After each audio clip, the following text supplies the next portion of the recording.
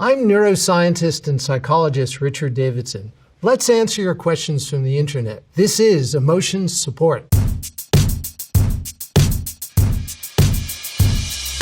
At Polaro asks, stress will shrink your brain? Really? Yes, really. The data here are quite clear. Stress does have effects on the brain, and it can shrink the brain, and it shrinks the area that grows new brain cells, the hippocampus. Wendy Stella 06 asks, are women really more sensitive and emotional than men in general? If you take thousands of men and thousands of women and you compare them, you will find these slight differences where women may be more sensitive to emotional cues than men. In certain contexts, they may be more expressive of emotion than men, but the variation within gender far exceeds the variation between gender. And so, in my view, focusing on these gender differences is really a little bit misplaced.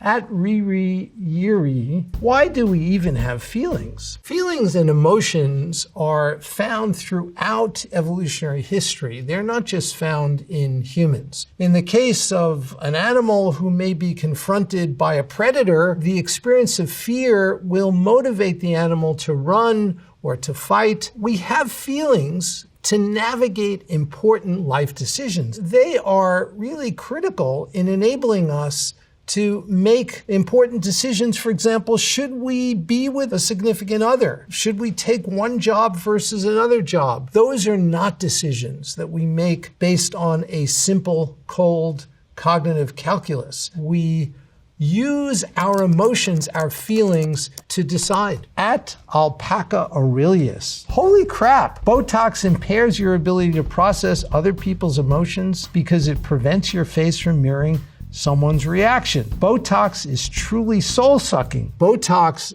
does effectively paralyze your facial muscles. And one of the things that we've learned over the last 20 years in research on emotion is that not only does the brain control the face to produce emotional expressions, but emotional expressions feed back information to the brain to help the brain modulate its activity. When we are interacting with another person, we often engage in contagious emotional expressions. So we are simulating the emotions that another person may experience. This is part of empathy. And if we can't do that because of Botox, we are literally deprived of a major mechanism through which we can make inferences about both our own emotion as well as another person's emotion. At Adam Fair 1996 says, chemical imbalance is a myth.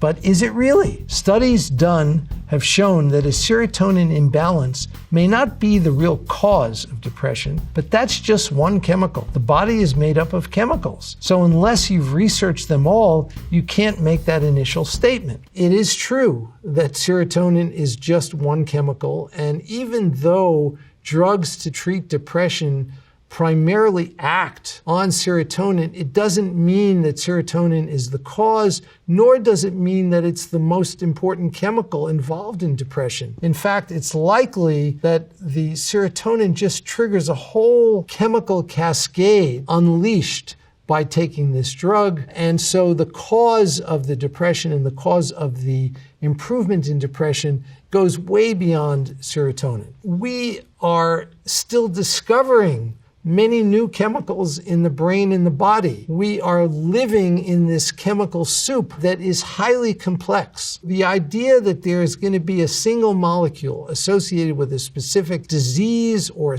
specific emotion is absolutely a myth. Andrea Labuti, MD asks, are autistic individuals hypersensitive to emotions? It depends, because autism is not a homogeneous category. It's quite heterogeneous. There are different subtypes of autism, and there are some subgroups of autism that are hypersensitive in general. This would include being hypersensitive to emotion. One of the things that we see in a subgroup of autistic individuals is that they show gaze aversion. They don't look directly at a person's face because they're so sensitive to emotion, and it's so arousing for them to watch another person's face that they have to actually turn away. And this gaze aversion starts very early in life. It's one of the first symptoms of autism that expresses itself. At No Kizzy Kathleen, you ever get that sad feeling in your tummy? Like you're okay, but your tummy is like, no, you're really not? There are 200 million neurons in the gut. Stuff that goes on in the brain is communicated to the tummy, and stuff that goes on in the tummy is fed back to the brain. So our gut feelings are real, and there's information that occurs there that's going to be modulating activity in the brain, and this is all part of the mandala of emotion. It's important that we consider emotions to be embodied and to involve all of these different bodily systems. At Aryasaurus says, I need my brain chemistry literally altered. Like, is there drugs that can be ingested so that our brain physically can't process emotions? We know that there are medications available to change the brain. These medications are used to treat people with various kinds of emotional disorders, like depression and anxiety. So there are these drugs which do affect brain chemistry, and they are sometimes really important to use if they're used judiciously.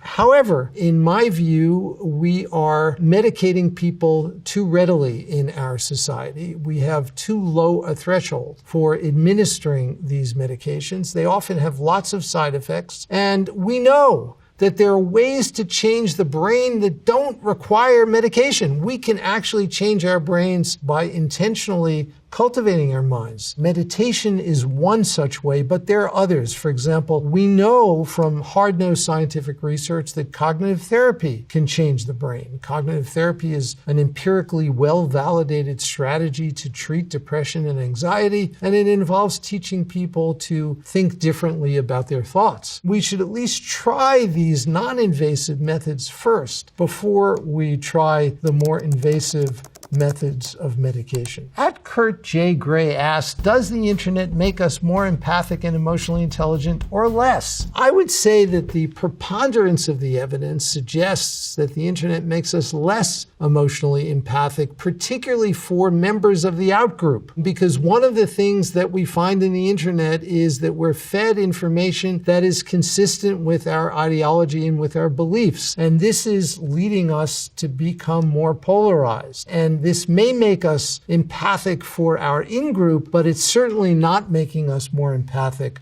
for members of our out-group. When we interact with people virtually and are deprived of the immediate feedback of their physical presence, their facial expression, we often will be less inhibited, less constrained because we don't have that feedback. So I think there is some danger in becoming overly expressive in perhaps inappropriate ways interacting with people online. At Emily Aku asks, is cringe an emotion? Cringe is an expression, a facial expression. It may be a vocal expression, and it probably has several different emotions that are melded together. It may be a little bit of disgust, a little bit of contempt, a little bit of anger, a little bit of sadness. It could be a conglomeration of these negative emotions. It's a complex emotion. We can think of it in that way. But the actual cringe itself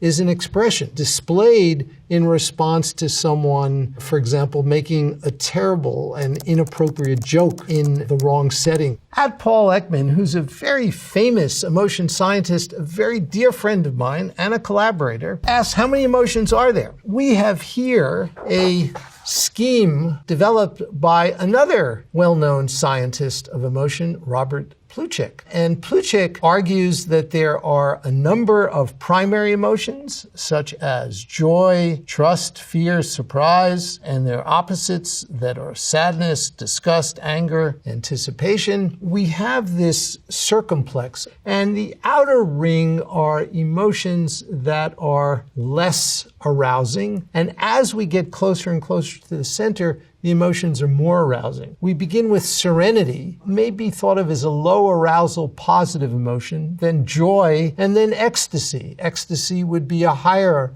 arousal positive emotion. And similarly, we can go from apprehension, in this case, to fear, to terror. According to this scheme, there are emotions that are opposite to one another. For example, joy and sadness are opposite to one another. According to other scientists, however, emotions may be less dichotomous in that way, less binary. As someone who has spent quite a bit of time with the Dalai Lama in research that we've done, the Dalai Lama, I know, has expressed serenity along with sadness simultaneously. And so the idea that these are always opposite in this way, I think, is a little too simplistic. These are all Western conceptions of emotion. In non-Western cultures, the framework for emotion is likely to be quite different. And so it's important that we not consider this a final say on how emotions should be parsed. In some non-Western cultures, a major division is made between emotions that are wholesome, that are conducive to our well-being, and emotions that are unwholesome. So, for example, anger is an emotion that would be considered an unwholesome emotion in these other frameworks. Curious Earn Curiouser asks, why is smiling contagious? Smiling is contagious, and it really invites the question about emotions being contagious more generally. Research has been done starting in neonates just after they're born, when they're in the nursing unit in a hospital. When one baby begins to cry, the other babies start to cry too. That is a form of emotional contagion. It begins that early, when we're first born. And so we are wired to respond to the emotions of others. This is a very helpful insight, because there are times when we may want to change the mood in a meeting or in a room by laughing, for example, or smiling. We can have it spread to the other members of this group.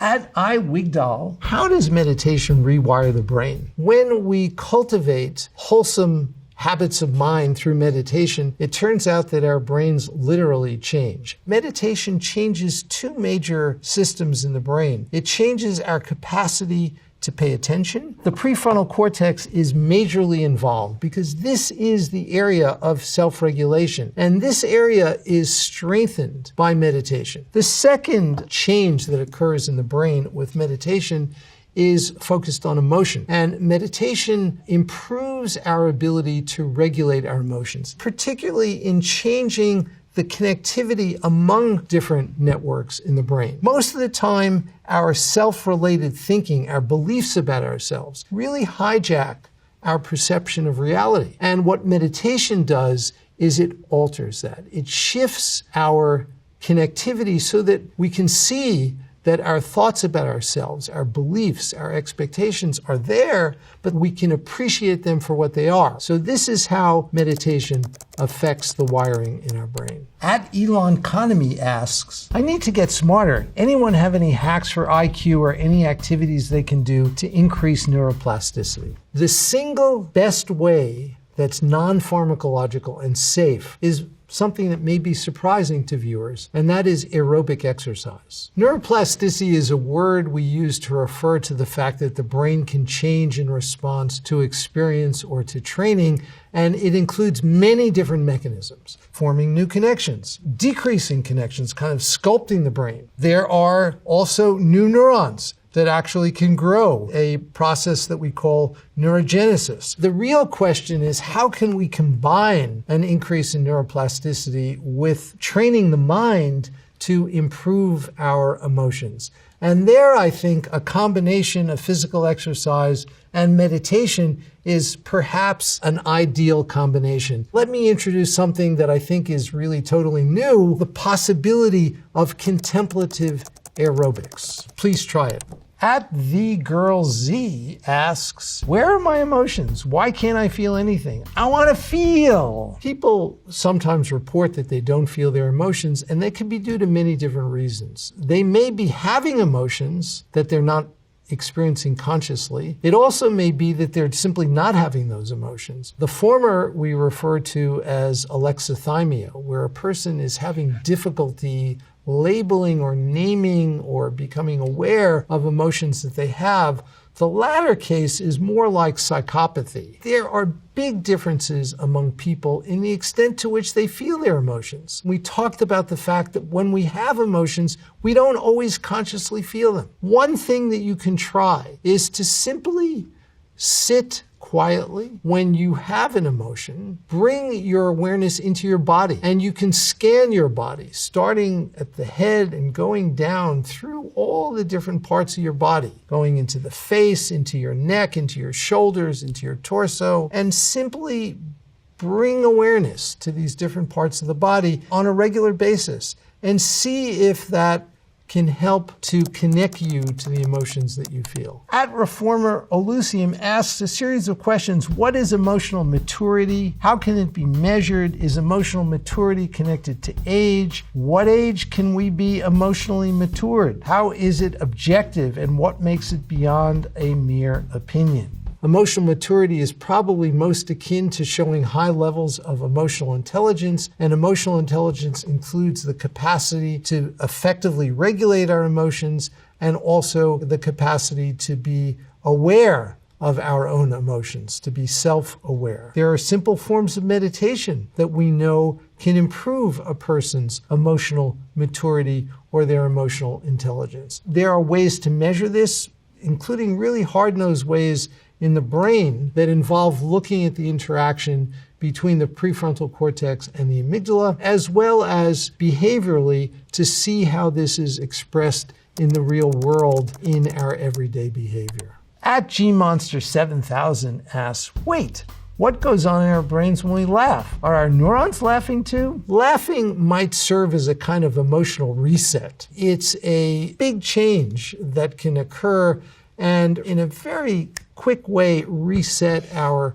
neural circuits. There are some cool insights that we've gleaned about laughter from the study of neuroscience, and in particular from the study of patients who've had damage to one part of their brain or another.